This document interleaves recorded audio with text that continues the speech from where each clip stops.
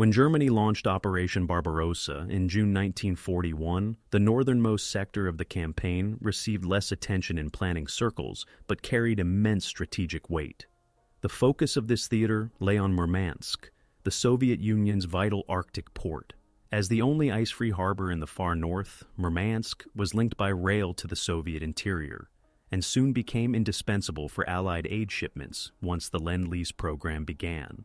German planners recognized that closing this lifeline could cripple Soviet capacity to receive foreign supplies, while for the Soviets, the defense of Murmansk was tied directly to their survival in the wider conflict. The operation conceived to achieve this objective was codenamed Silberfuchs, or Silberfuchs. It represented a joint effort between German and Finnish forces to sever the Soviet Union's access to the Barents Sea. German planners at OKW envisioned a three-pronged advance: German mountain troops moving from northern Norway toward Murmansk along the coast, a Finnish-German formation striking eastward through central Lapland toward Kandalaksha to cut the Murmansk railway, and Finnish units pressing from the south to tie down Soviet forces in Karelia. The campaign was to be coordinated with the broader Barbarossa offensive, but faced unique geographic and logistical constraints. The geopolitical context of this plan was complex. Finland, having lost territory to the Soviet Union in the Winter War of 1939-1940, saw cooperation with Germany as an opportunity to regain lands ceded under the Moscow Peace Treaty.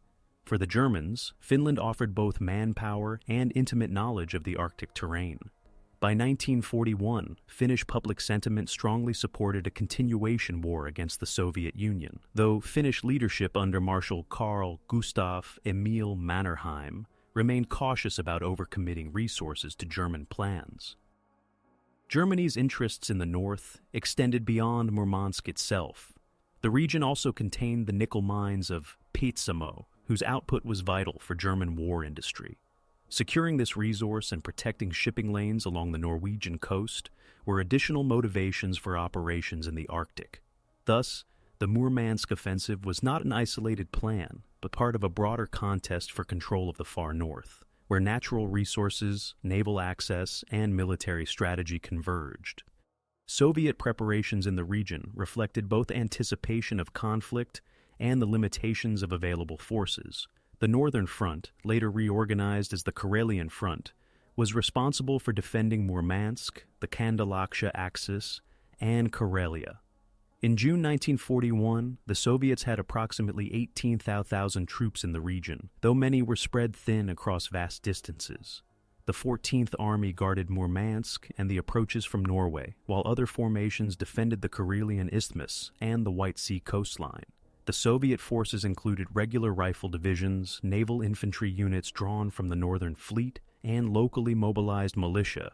Equipment was often outdated, and supply lines stretched over long distances through sparse infrastructure. Yet morale was strengthened by the knowledge that the region was a vital link to the outside world. Intelligence assessments on both sides proved unreliable. German planners underestimated the difficulties posed by Arctic terrain and weather, assuming rapid advances were possible with concentrated mountain troops. Finnish officers, more familiar with the region, expressed skepticism about German timelines but nonetheless cooperated. The Soviets, for their part, did not initially anticipate a full-scale offensive in the extreme north, believing the main threat would remain in central Russia and Ukraine. This imbalance in expectations shaped the early stages of the campaign. Public sentiment in the countries involved reflected their broader wartime experiences. In Finland, the campaign was presented as a necessary step toward regaining lost territory and ensuring national security. In Germany, Silberfuchs received less publicity than operations in central Russia, but was nonetheless framed as a crucial strike against Soviet logistics. In the Soviet Union, news of fighting near Murmansk was downplayed at first, as the government emphasized battles closer to Moscow and Leningrad, though local populations understood their frontline role in protecting vital supply routes. Thus, by the summer of 1941, the conditions for Operation Silberfuchs had been set. A German-Finnish coalition prepared to advance across some of the most inhospitable terrain in Europe, aiming to seize Murmansk and cut the railway lifeline of the Soviet Union. The Soviets, though underprepared in numbers and equipment, recognized the critical importance of holding the Arctic port. The coming campaign would test not only armies and commanders, but also the endurance of soldiers forced to fight in one of the most extreme environments of the Second World War. Operation Silberfuchs began on 29th of June 1941, just 1 week after the launch of Operation Barbarossa. The German-Finnish assault unfolded along several axes, each with its own objectives and difficulties.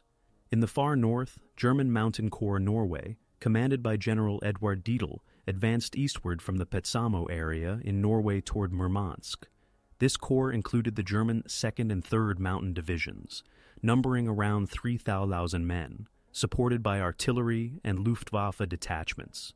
Their mission was to move along the Arctic coastline, seize the port of Murmansk, and deny the Soviets access to the Barents Sea. To the south of this drive, German and Finnish units prepared to strike eastward from central Lapland. The X-6th Army Corps, composed of German 169th Infantry Division, 6th SS Mountain Division Nord, and the Finnish 6th Division, was tasked with advancing toward Kandalaksha. Their objective was to cut the Murmansk Railway, the only rail link between Murmansk and the Soviet interior, thereby isolating the Arctic port, even if the city itself could not be taken. Farther south, additional Finnish formations pressed against Soviet defenses in Karelia, aiming to tie down the Red Army's northern front and prevent reinforcements from moving north. The opening phase quickly demonstrated the harsh realities of Arctic warfare. Dietl's mountain divisions pushed forward from Petsamo toward the Litsa River, encountering stiff resistance from Soviet border troops and the 14th Army. Soviet units, though initially surprised, organized defensive lines with support from naval infantry detachments of the Northern Fleet. The Soviets made skillful use of the terrain, rocky hills, rivers, and tundra that favored defenders over attackers. German forces, trained in mountain warfare, nonetheless struggled with swampy ground, poor roads, and constant shortages of supplies. The Soviet Northern Fleet played a vital role in these early battles. Warships and coastal artillery provided fire support against German advances along the coast, while naval infantry brigades reinforced threatened sectors. Soviet aircraft from bases near Murmansk launched raids against German supply columns and staging areas, disrupting their movement. Although outnumbered in the air by the Luftwaffe, Soviet pilots were able to slow German advances by concentrating on transport routes rather than attempting to dominate the skies. In central Lapland, the X-6th Army Corps advanced with mixed German-Finnish forces. The 6th SS Mountain Division, in its first major combat, faced immediate difficulties. Poorly trained for Arctic warfare and inadequately prepared for the conditions, the division suffered heavy casualties in its first clashes with Soviet forces.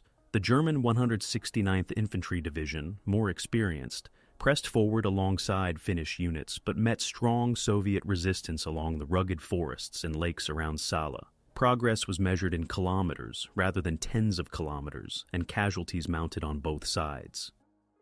On the Soviet side, the 14th Army and elements of the 7th Army coordinated the defense of Murmansk and the railway. Soviet command, realizing the strategic importance of the sector, rushed reinforcements north despite immense logistical challenges. Units were transferred from Arkhangelsk and the interior, while local militia and workers were mobilized to fortify defensive lines. The Soviet government emphasized Murmansk's role as a window to the world, underscoring its symbolic and strategic value. German expectations of a rapid advance proved overly optimistic. Within the first week, Dietl's corps had been halted along the Litsa River, unable to break Soviet defenses despite repeated assaults. In the Salla sector, X-6th corps faced stubborn Soviet resistance and terrain that nullified their mechanized advantage. By mid-July, the German-Finnish advance had stalled across multiple sectors, far short of Murmansk or the Murmansk Railway. The reactions of commanders revealed contrasting perspectives. Dietl reported to OKW that his men were exhausted and undersupplied, while Soviet commanders highlighted the resilience of their troops in the face of elite German formations. For civilians in Murmansk and surrounding settlements, the beginning of the campaign brought immediate hardships: evacuation orders, bombardments, and mobilization of labor for defensive works. The opening phase thus set the tone for the rest of the campaign, a struggle defined not by sweeping breakthroughs, but by attrition, endurance, and the formidable obstacles of the Arctic environment. The planning behind Operation Silberfuchs revealed the strategic intentions of both sides and the miscalculations that shaped the course of the campaign. For Germany, the Northern Theater was never the main focus of Operation Barbarossa, but Hitler nonetheless viewed Murmansk and the Murmansk Railway as targets of great value. The ice-free port of Murmansk offered the Soviet Union a crucial supply route that Germany hoped to eliminate before the Allies could exploit it fully. Additionally, German economic planners emphasized the importance of securing the nickel mines in Petsamo, which were vital for steel production. Thus, the German High Command sought to achieve a dual goal: denying the Soviets a critical lifeline while also strengthening Germany's resource base. The operational design of Silberfuchs was divided into 3 sub-operations. Reindeer focused on securing the Petsamo area and the nickel mines. Plattenfuchs, led by Dietl's Mountain Corps, aimed directly at Murmansk by advancing along the Arctic coast. Polarfuchs, carried out by X6 Corps with German and Finnish units, targeted Kandalaksha and the Murmansk Railway. The plan assumed that German mountain divisions, supported by Luftwaffe strikes, could push through the lightly populated Arctic terrain quickly.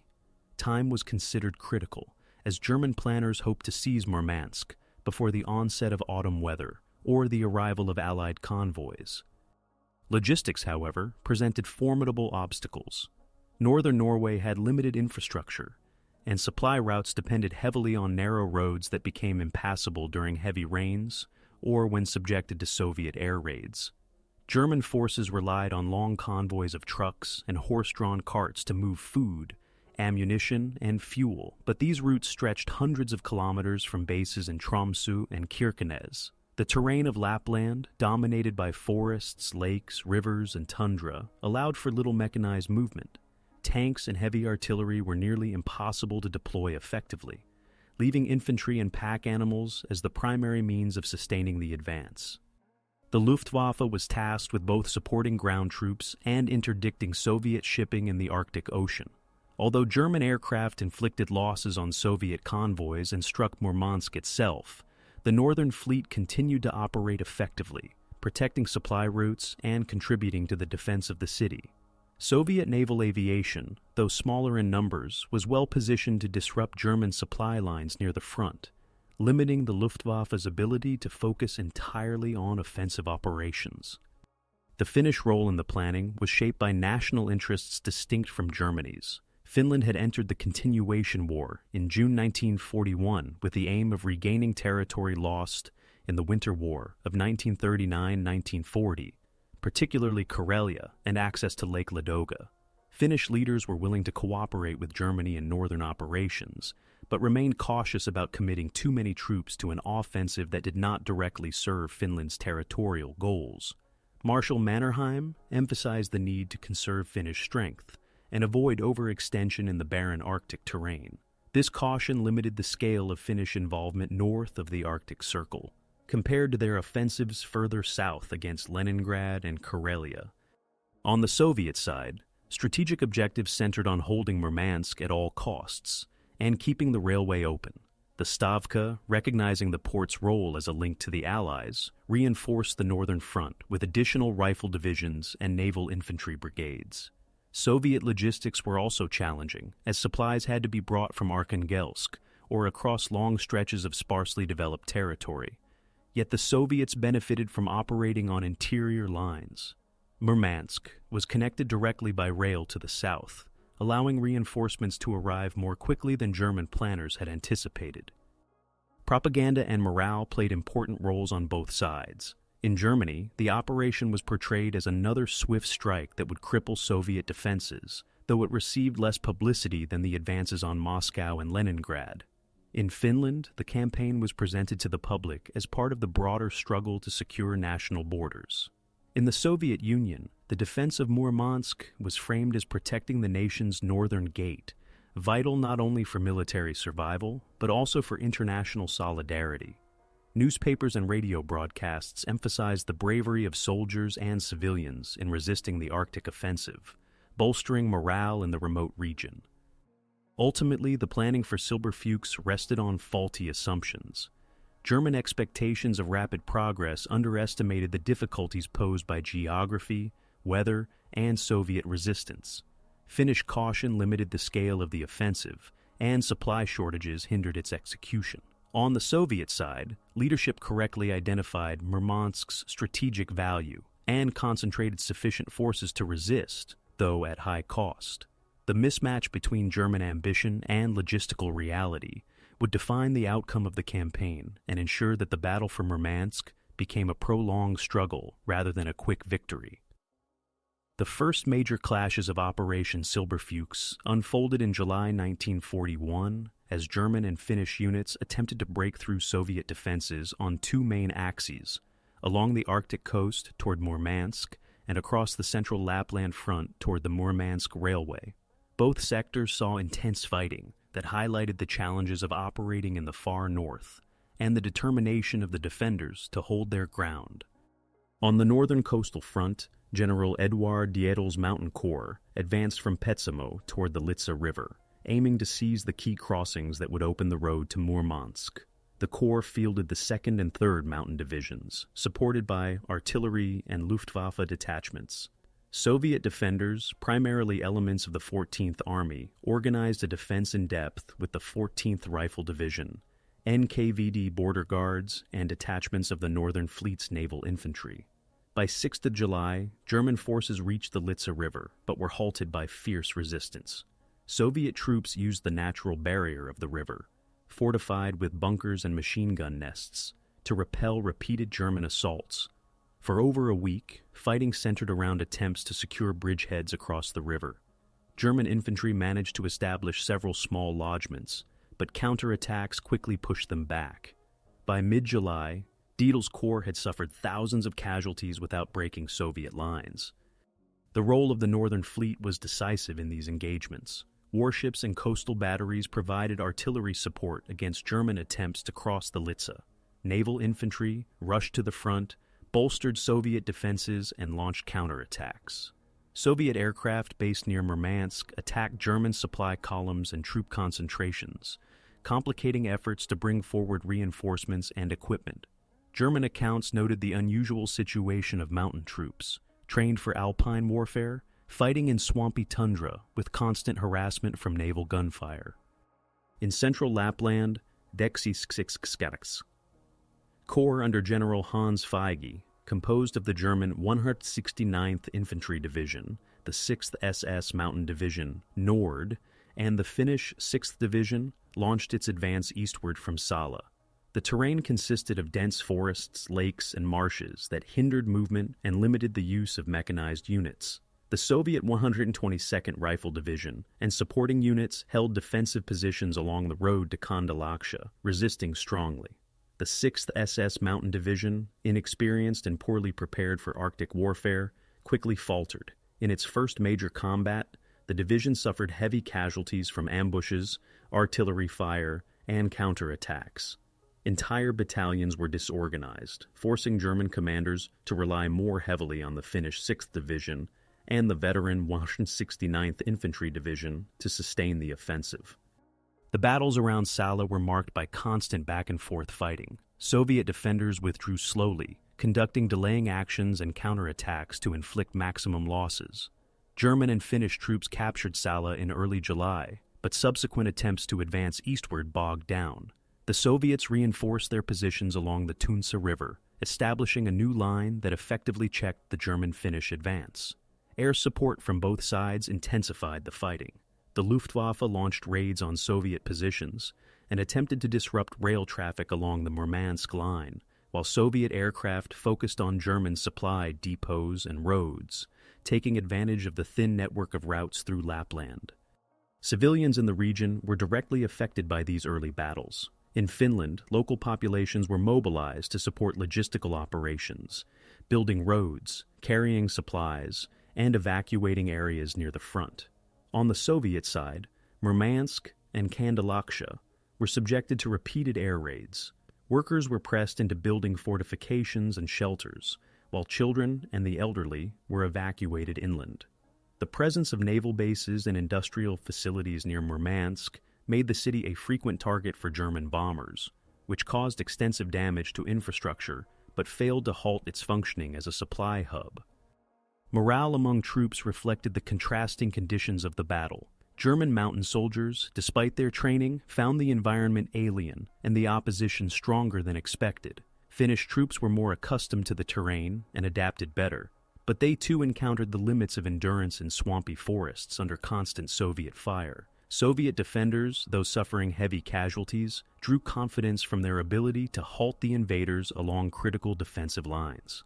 The appearance of reinforcements from the interior and the visible support of the Northern Fleet reinforced the determination of Soviet units to resist. By late July, it was clear that the opening clashes had not gone according to German expectations. Instead of a swift advance toward Murmansk and the railway, both axes of attack were stalled within weeks of the operations beginning.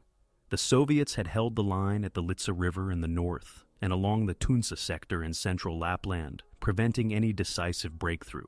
The first engagements had demonstrated that the Arctic front would not be won by rapid maneuvers, but would devolve into a grinding contest of endurance shaped by terrain, weather, and the resilience of defenders. As July turned into August 1941, Operation Silberfuchs entered a stage of escalation and crisis. The German-Finnish offensive, originally envisioned as a rapid strike to capture Murmansk and cut the Murmansk railway, stalled into prolonged attritional fighting. Both sides attempted to reinforce and adapt their strategies, but the unique difficulties of Arctic warfare compounded the situation. The battlefronts at the Litsa River and in the forests around Salla became focal points of an increasingly costly struggle. In the north, General Edvard Diedel's Mountain Corps, Norway, remained pinned along the Litsa River. Multiple attempts to cross the river had failed, with Soviet defenders of the 14th Army holding their ground behind well-prepared fortifications.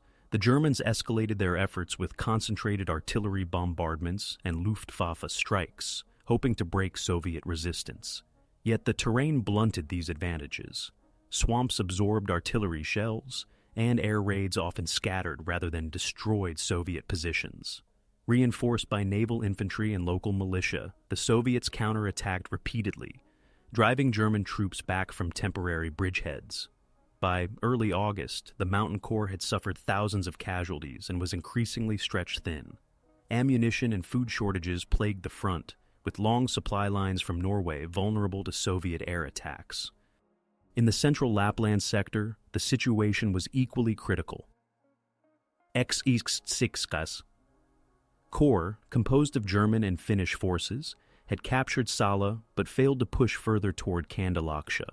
The German 169th Infantry Division managed to advance some 30 kilometers east of the town, but the 6th SS Mountain Division Nord continued to falter under pressure. Poorly trained and unprepared for Arctic combat, the division endured high casualties and repeated disorganization in the face of Soviet counterattacks. Finnish units performed more effectively, using their familiarity with the terrain to outmaneuver Soviet positions, but their progress was slow and came at a heavy cost.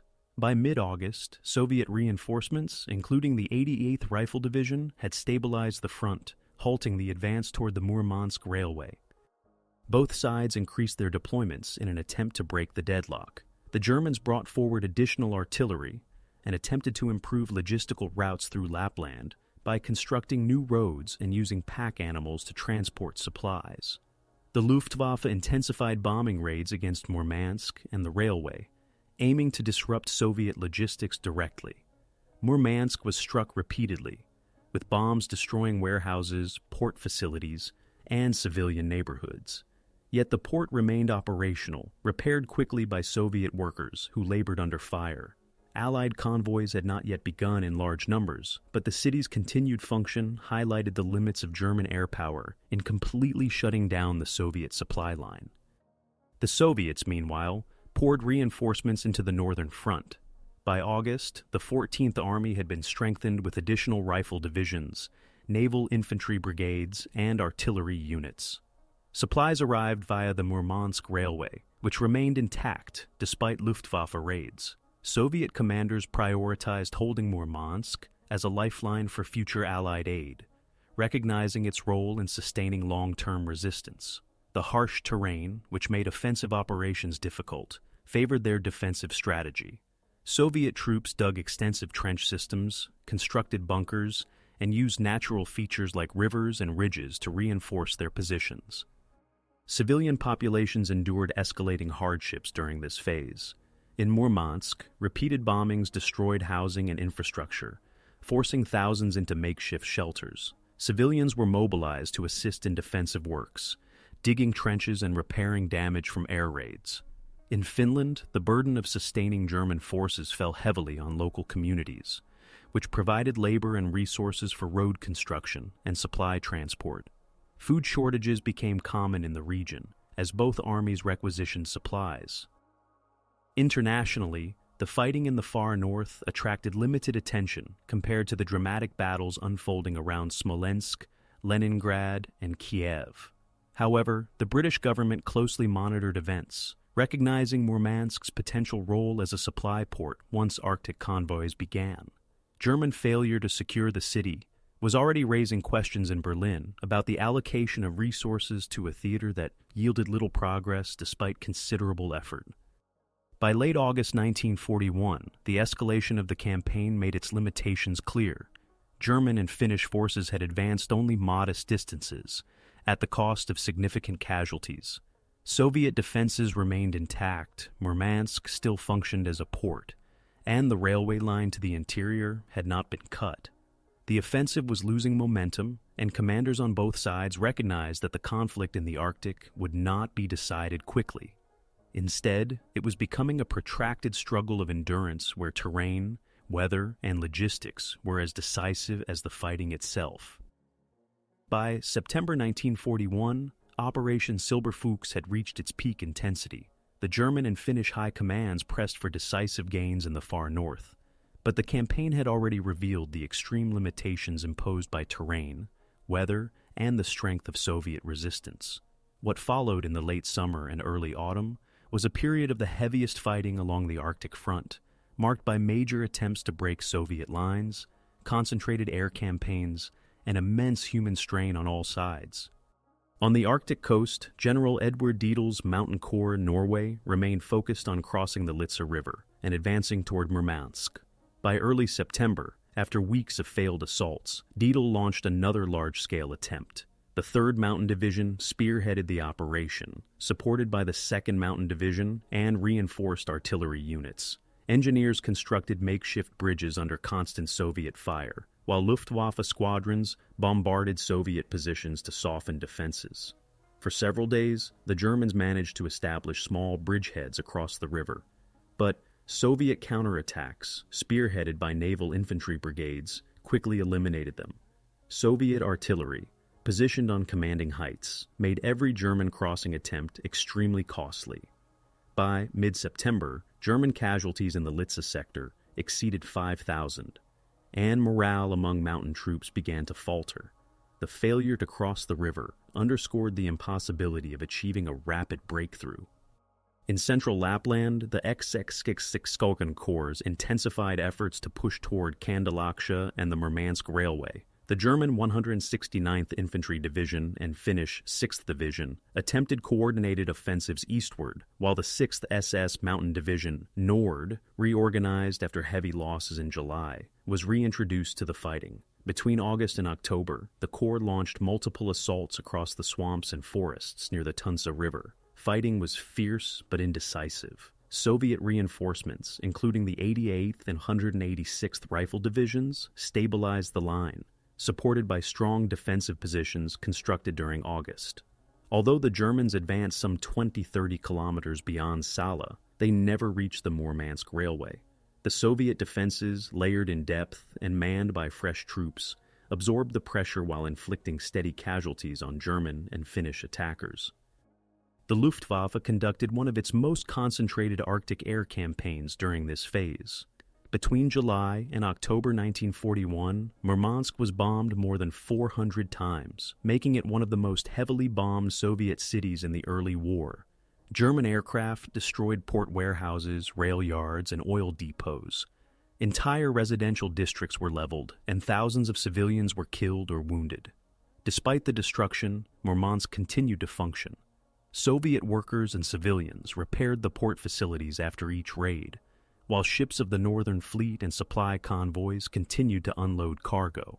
This resilience ensured that Murmansk remained operational as a military hub, frustrating German commanders who had expected the air campaign to neutralize the port. Soviet forces also adapted their strategy. Recognizing the Germans' logistical challenges, Soviet commanders intensified raids against supply lines. Small mobile detachments, often composed of ski troops or naval infantry, harassed German columns, destroyed bridges, and attacked isolated outposts. Soviet aircraft of the Northern Fleet's air arm concentrated on bombing German supply depots in northern Norway and along the road networks in Lapland. These operations deepened the logistical crisis faced by Daedal and Feige, whose corps could not receive sufficient ammunition and food for sustained offensive operations. By October, many German units were rationing supplies and relying on captured Soviet stores. The role of the Northern Fleet reached its peak during this stage. In addition to naval gunfire support and air operations, the fleet ensured that Soviet reinforcements could be transported to Murmansk by sea. Destroyers, submarines, and smaller vessels operated aggressively in the Barents Sea, intercepting German shipping and safeguarding the Soviet coastline. The fleet also landed small detachments of naval infantry directly behind German lines in surprise raids, further complicating German defenses. Civilians bore the heaviest burden as the campaign reached its most intense stage. In Murmansk, constant air raids forced much of the population into underground shelters and hastily dug trenches. Entire neighborhoods were destroyed, but civilians continued to support the war effort by repairing infrastructure, assisting medical units, and even manning defensive positions. In Lapland and Karelia, civilians were mobilized for road construction and supply operations, while many Finnish communities faced requisitions and displacement due to the proximity of the front. The destruction of villages during the fighting created waves of refugees, adding to the humanitarian strain. High command decisions during this peak period reflected both ambition and frustration. Hitler continued to demand progress toward Murmansk, believing the port had to be destroyed to prevent future Allied aid shipments. In practice, German commanders reported repeatedly that further advances were impossible without massive reinforcements and improved logistics, neither of which were available. In Finland, Marshal Mannerheim expressed skepticism about continuing large-scale operations in the Arctic, urging caution and conservation of resources. For the Soviets, the determination to hold Murmansk at any cost led to the concentration of substantial forces in the north, even while major battles raged around Leningrad, Smolensk, and Kiev. By late October 1941, the intensity of combat diminished as worsening weather forced both sides to reduce operations. Snow and freezing temperatures made movement nearly impossible, while the long Arctic night set in. German and Finnish forces entrenched themselves along the Litsa River and in the forests east of Salla, establishing defensive positions for the winter. The Soviets, too, dug in, preparing to hold their hard-won lines against renewed assaults. The peak of Operation Silberfuchs demonstrated the limits of German-Finnish cooperation in the far north and the immense resilience of Soviet defenders. Despite months of concentrated effort, tens of thousands of casualties, and massive air bombardments, Murmansk remained in Soviet hands, and the Murmansk Railway continued to function. The largest operations of the campaign had failed to achieve their objectives, but the struggle was far from over. Both sides now braced for a winter of attrition in one of the most inhospitable battlefields of the Second World War. By the onset of winter in late 1941, Operation Silberfuchs transitioned into a phase characterized by resistance and adaptation.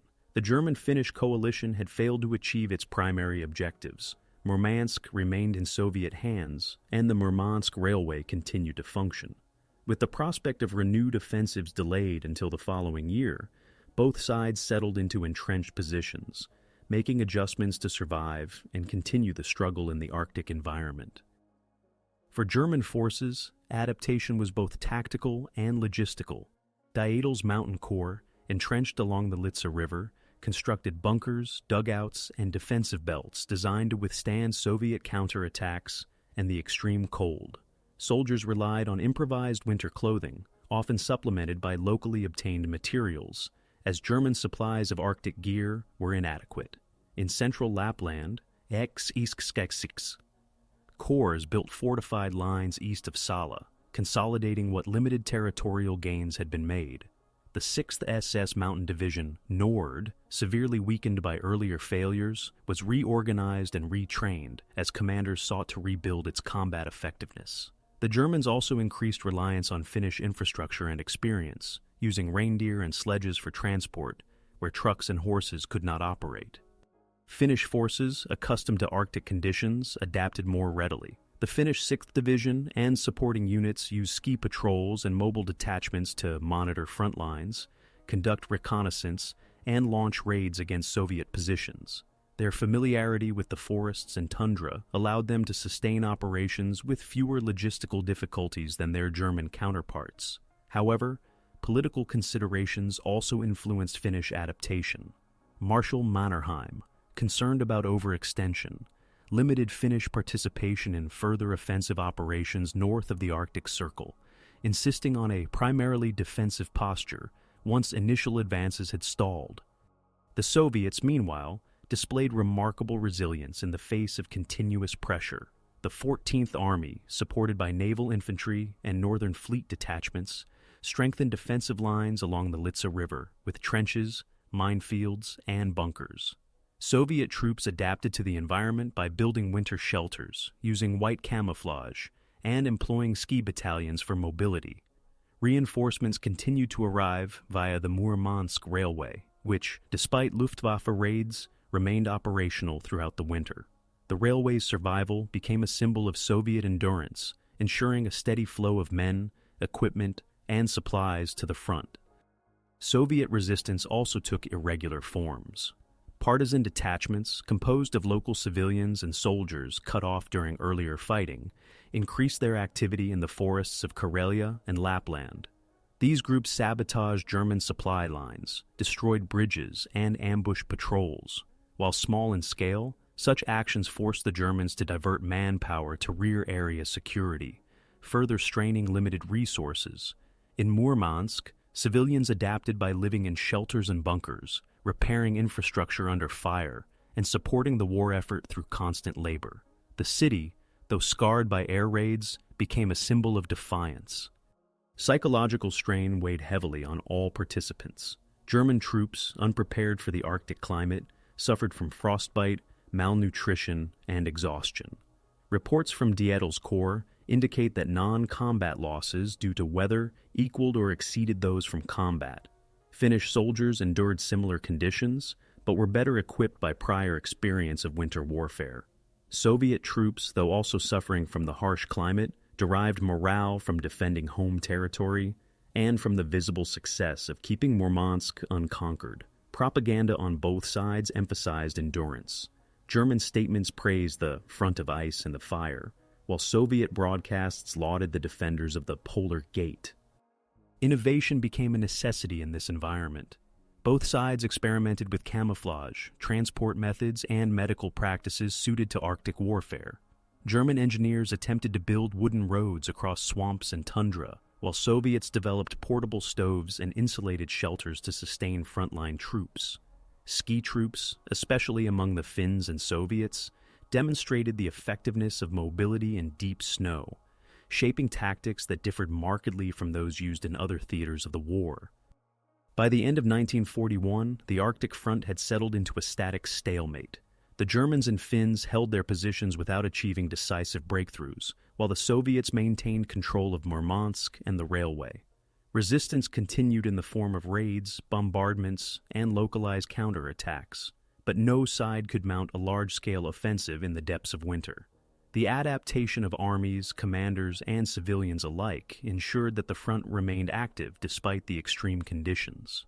The prolonged struggle in the far north illustrated the resilience of all participants and foreshadowed that the battle for control of the Arctic would be long and arduous, shaped as much by nature as by human intent.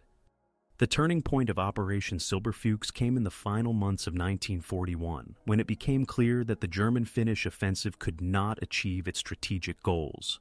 The initial plans to seize Murmansk and sever the Murmansk railway had already failed by the autumn, but the transition into a defensive posture during the Arctic winter underscored that the campaign's momentum had been irreversibly lost. Instead of breakthroughs, the following months witnessed Soviet stabilization of the front and the consolidation of their logistical lifeline through the north. On the coastal front at the Litsa River, Dietl's Mountain Corps had expended its offensive potential. Despite repeated attempts from July to September to force crossings, the Corps was unable to penetrate Soviet lines. By October, the situation had shifted decisively.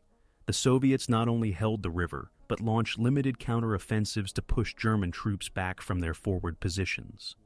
Reinforced by additional rifle brigades and naval infantry, Soviet forces established a strong defensive zone that could not be overcome without massive reinforcements. The Germans, lacking the manpower and supplies for renewed large-scale assaults, entrenched themselves in static defenses, acknowledging that Murmansk was beyond reach. In central Lapland, the X6 Corps faced a similar outcome. After advancing east of Salla during the summer, the German 169th Infantry Division and Finnish 6th Division stalled along prepared Soviet positions near the Tunsa River. Soviet reinforcements stabilized the line, and repeated German-Finnish efforts to close on the Murmansk railway were beaten back. By November, snow and freezing conditions locked the front in place. The railway continued to operate, and trains carried reinforcements and supplies south and north without interruption.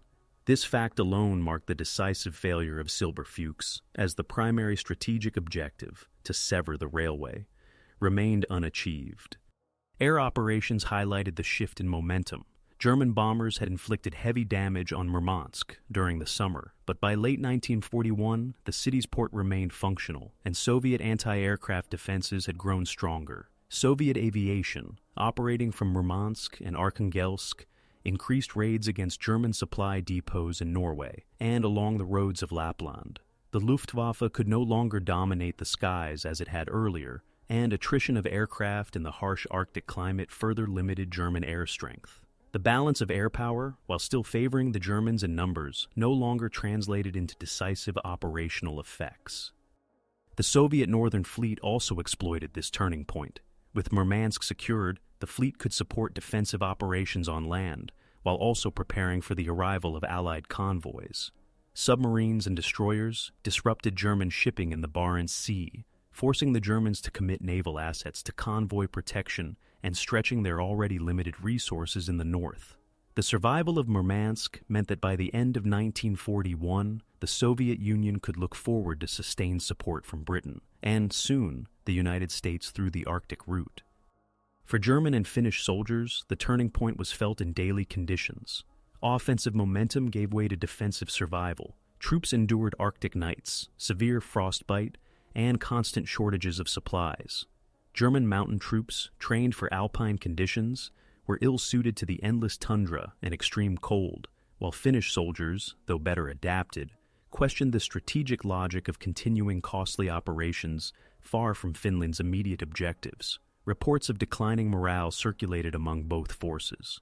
Soviet troops, in contrast, drew morale from holding the line and from the knowledge that their defense had preserved one of the country's most vital supply arteries. Politically, the turning point carried significant consequences.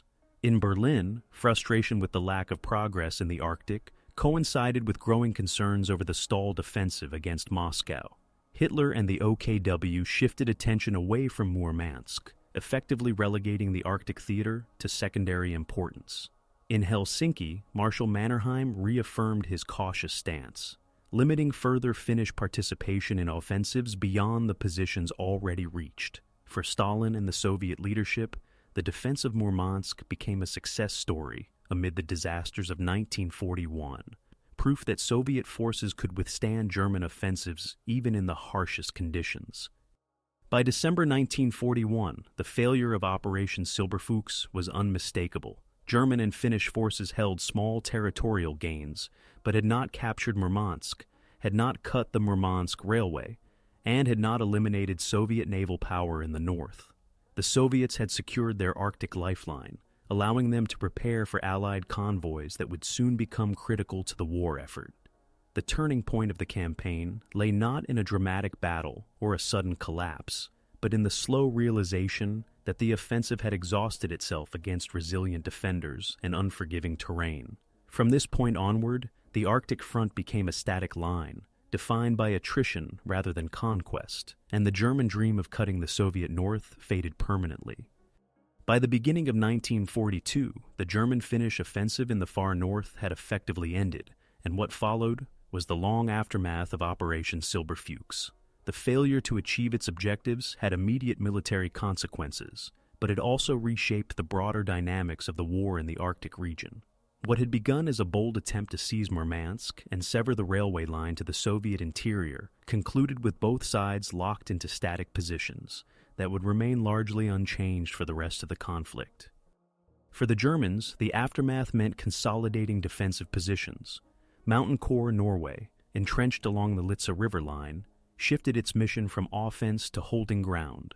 The Corps established extensive fortifications, dugouts, and minefields to resist potential Soviet counterattacks. Units were rotated to maintain combat readiness, though many soldiers continued to suffer from frostbite, disease, and supply shortages. The X-66 Corps, deployed in the Sala sector, similarly entrenched east of the town, abandoning any hope of reaching the Murmansk railway. For the remainder of the war, these positions became a static front, sometimes referred to as the Arctic deadlock. Finnish forces adjusted their role after the failure of the 1941 offensive. While they had cooperated with German plans in Lapland, Finnish leadership under Mannerheim remained cautious about overcommitting troops to operations that did not directly support Finland's strategic goals. Once the front stabilized, Finland concentrated more on its operations in Karelia and along the approaches to Leningrad. In the north, Finnish units largely assumed defensive responsibilities, maintaining a line that ensured the security of Finnish territory but avoided new large-scale offensives.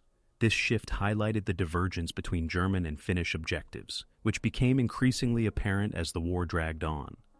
For the Soviets, the aftermath was defined by both relief and determination. The successful defense of Murmansk and the railway preserved one of the Soviet Union's most vital lifelines. By late 1941 and early 1942, Allied convoys began to arrive in Murmansk and Arkhangelsk, bringing tanks, aircraft, trucks, and raw materials under the Lend-Lease program. The survival of the port ensured that these supplies could reach the Soviet war effort, providing critical support during the most difficult years of the conflict. The Soviet 14th Army, reinforced and reorganized after the campaign, consolidated its positions and prepared for possible counteroffensives. Murmansk itself, despite heavy bomb damage, continued to operate as a functioning port, repaired continuously by workers and defended by the Northern Fleet. The human cost of the aftermath was visible on all sides. German and Finnish soldiers endured the long Arctic winter in trenches and bunkers, with limited food and inadequate heating. Many succumbed to frostbite, illness, and psychological strain as months passed without decisive action. Soviet troops, though buoyed by their success, also faced harsh conditions, with supply lines stretched and living conditions primitive. Civilians in Murmansk and across Lapland continued to endure bombings, shortages, and displacement. Entire villages had been destroyed during the fighting, leaving local populations dependent on military or government support for survival.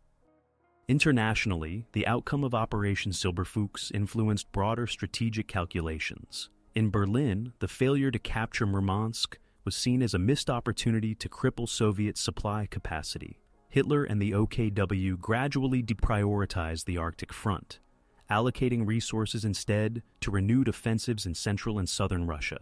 In Helsinki, the failure reinforced Mannerheim's cautious stance, convincing Finnish leadership to avoid being drawn deeper into German strategic designs. For the Allies, the Soviet defense of Murmansk was encouraging. It meant that Arctic convoys, though dangerous and costly, could play a major role in sustaining the Soviet war effort. By mid-1942, the front in the far north had settled into a stalemate. Skirmishes, artillery exchanges, and raids continued, but no side could mount large-scale offensives in the inhospitable terrain. The German dream of severing the Murmansk railway had collapsed, and the Soviets now possessed a secure supply route that would remain open for the duration of the war. The immediate aftermath of Operation Silberfuchs thus marked not only the end of German ambitions in the Arctic, but also the beginning of a sustained Soviet advantage in logistics, strengthened by Allied support through the northern route. The consequences of this failed operation extended far beyond Lapland, shaping the balance of resources and resilience on the Eastern Front as a whole. The legacy of Operation Silberfuchs extended well beyond the campaign itself, shaping both the course of the war in the Arctic and the historical memory of all participants. As the largest German-Finnish offensive in the far north during the Second World War, it illustrated the limits of military ambition in extreme environments and highlighted the interaction of political, military, and economic considerations in a theater often overshadowed by larger battles elsewhere. For Germany, the operation remained a reminder of overreach. The Wehrmacht had attempted to apply its doctrine of rapid encirclement and decisive breakthrough in a region where geography and climate rendered such tactics ineffective. Mountain troops trained for alpine warfare struggled in swampy tundra, and mechanized formations were all but useless in forests and marshes without adequate roads. Supply lines stretched across hundreds of kilometers from northern Norway, and Luftwaffe bombing could not neutralize Murmansk or sever the railway. In the broader context of Operation Barbarossa, Silberfuchs demonstrated how diverting resources to secondary theaters produced limited gains, while the main effort against Moscow faltered. German military historians later described the operation as a case study in the mismatch between strategic objectives and operational feasibility. For Finland, the legacy was more nuanced. Participation in the offensive aligned Helsinki with German objectives, but did not directly advance Finnish territorial goals. Marshal Mannerheim's cautious approach, limiting Finnish involvement beyond Lapland, reflected Finland's determination to avoid becoming a tool of German strategy. In Finnish memory, the campaign became part of the Continuation War, yet it also underlined the limits of cooperation with Germany. While Finnish forces fought effectively in Karelia and around Leningrad, their restrained participation in the Arctic theater foreshadowed later divergences with Berlin. The experience reinforced Mannerheim's strategic principle of conserving Finnish strength for national survival rather than pursuing distant objectives. For the Soviet Union, the defense of Murmansk and the Murmansk Railway became a vital success in the otherwise catastrophic year of 1941. Although Moscow, Kiev, and Smolensk witnessed devastating defeats, the ability of the 14th Army, Northern Fleet, and local civilian population to hold the Arctic front offered a rare example of endurance.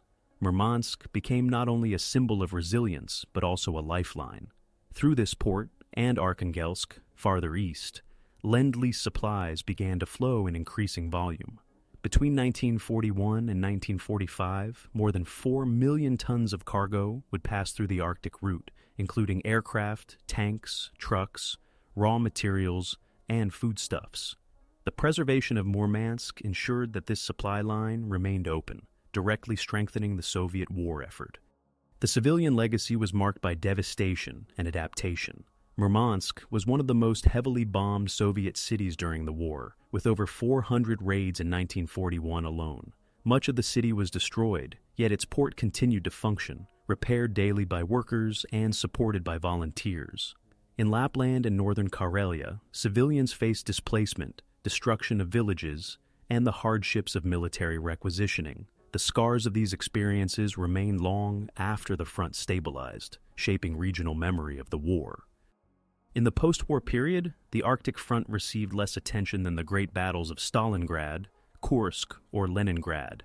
yet its strategic significance was recognized by historians. For the Allies, the survival of Murmansk validated the risks undertaken by Arctic convoys, which became a critical symbol of cooperation between the Soviet Union, Britain, and later the United States. For Germany, the campaign became an example of how strategic ambition without logistical preparation could drain resources with little return. For Finland, it entered a broader narrative of careful maneuvering between alliance with Germany and preservation of national independence. Commemoration of the battle varied among nations. In the Soviet Union, Murmansk was later honored as a hero city, reflecting its endurance under constant bombardment. German accounts often emphasize the bravery of mountain troops fighting in extreme conditions, but acknowledge the futility of the operation. Finnish memory highlighted the difficulties of Arctic warfare and the limited gains that resulted from cooperation with Germany. The broader historical significance of Operation Silberfuchs lies in its demonstration of the interplay between geography, logistics, and strategic decision-making. It showed that even the most ambitious military plans could be undone by environmental realities and the determination of defenders. It also confirmed that Murmansk's survival had consequences far beyond the Arctic, ensuring that Allied supplies could flow to the Soviet Union and strengthening the global coalition against Germany. In this way, the failed offensive in the far north helped shape the eventual outcome of the entire Eastern Front.